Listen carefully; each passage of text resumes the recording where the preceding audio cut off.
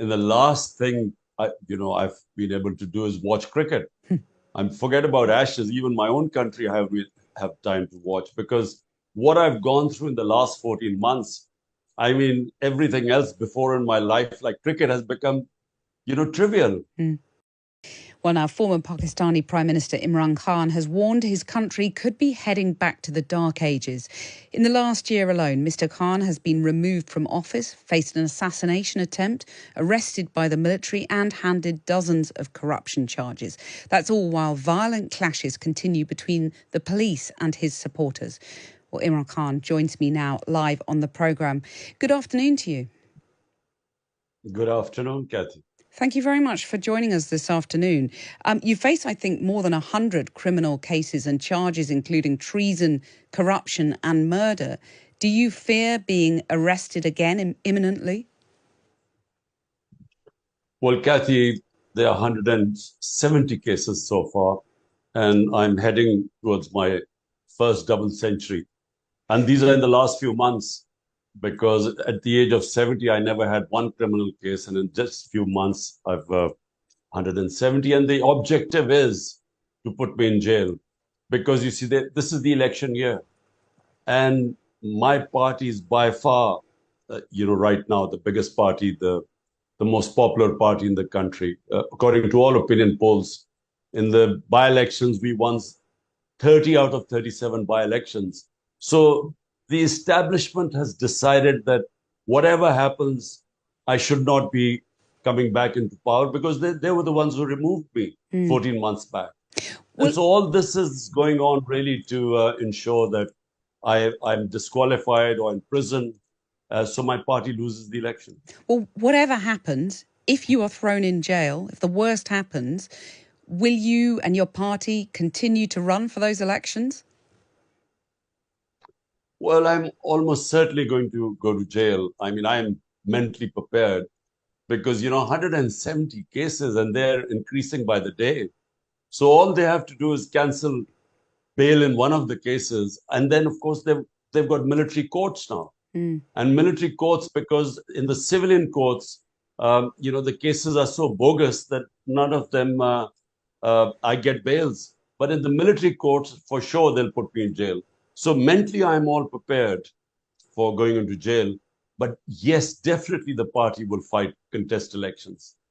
And when you say mentally you're prepared for jail, I mean, do you fear it? Do you worry how you'll get on in jail? When you say you're mentally prepared, how are you doing that? Well, look, I've had one look. So to the listeners, when I was removed 14 months ago, it was expected that the party would just fizzle away because the establishment is all powerful in Pakistan. But the reverse happened. The next day, when I was removed, there were hundreds and thousands of people for the first time in our history who came out in the streets protesting that this was what had happened was a conspiracy. And since then, the party's popularity has just gone up despite all the oppression that has taken place to dismantle the party. And so why do I feel right now I will be put in jail? Because I had one assassination attempt. Because when the party was still growing, that's when they tried to remove me physically. Then on the 18th of March, there was a second assassination attempt on me, which I was very lucky to get away with. So I feel that they are determined that whatever happens, those who removed me do not want to see me back in power. Do you And worry? therefore, yes, Apologies, I was just sorry. I was just going to ask you, do you worry that you might not live to see the elections at this rate?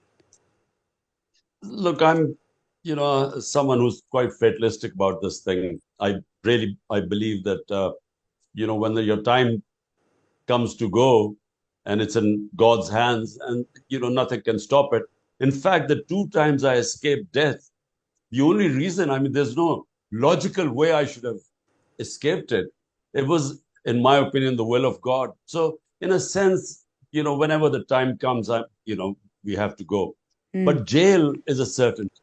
And jail is a certainty because they feel that if I'm inside and not campaigning, then my party will not win elections. Although 10,000 of my workers are in jail as I speak. My entire senior leadership is in jail or hiding. And the ones only, they can only come out, I'm talking about the leaders, if they renounce being part of my party. Mm. So they're actually trying to dismantle the party. But the vote bank is according to all opinion poll surveys, is stronger than ever. And what do you think will happen? We've seen all these protests when you were arrested before. If you are actually thrown in jail, what do you think will happen on the streets? What will the repercussions of that be? You know, Kathy, the reaction to the way I was uh, manhandled, the way I was picked up like a terrorist by commandos, where I was sitting in the precincts of the High Court. It was totally illegal what they did. And it was the way they beat up everyone and then and treating me like some sort of a criminal. So that's what got the reaction. Because all they had to do was show me a warrant and I would have gone to jail. They didn't need commando action to get a 17-year-old man to pick him up like that. So therefore, that created a reaction. Mm. But I think what sort of a reaction, I don't know really, because the oppression right now, we have never seen such oppression in this country. I mean, I've seen three martial laws. I was in the opposition under General Musharraf's martial law. I was in jail for 6, 7 days. But it was liberal compared to what's going on right now. Wow. I mean, the media is muzzled. One of our best investigative journalists was hounded out of the country, killed. One of the second best guy has disappeared for 40 days. Mm. And then 5 or 6 of our top media guys have left the country. So this sort of oppression is unheard of. My name cannot be mentioned on television. I mean, forget about making speeches or Mm. interviews. I cannot be mentioned on television. Well, the cases against you are registered under anti-terrorism law. The government says that your supporters used petrol bombs and that they're therefore justified in using that law. What do you say to that? Look, you know, in France, you have demonstrations. In Pakistan, all the demonstrations that took place in my 27 years, every time we have been peaceful. It is a constitutional right to hold peaceful demonstration anywhere. Now, unfortunately, since I have been out of power 14 months ago, the peaceful demonstrations have been attacked by police. We have all the evidence. I mean, given a chance, we will be able to prove in a court of law, which we haven't been allowed to have a chance, that we were all the time peaceful demonstrators were attacked. Mm. On 9th of May, 25 of peaceful demonstrations were shot dead. 50 got bullet wounds. If And you know, so all I'm saying is, and none of the police was harmed. They were unarmed people. So it, there's no even investigation in people being shot. if you've got right on your side, as you say, why do you think it is that you haven't had more support from Western governments around the world? I think, you know, well, my 3.5 years as prime minister, you know, the Western governments, their interests are much more important than moral issues. Because, you know, for instance, I mean, India has the UN human rights have charted the number of human rights violations in Kashmir in India. But India is a trading partner, so no, there's no condemnation.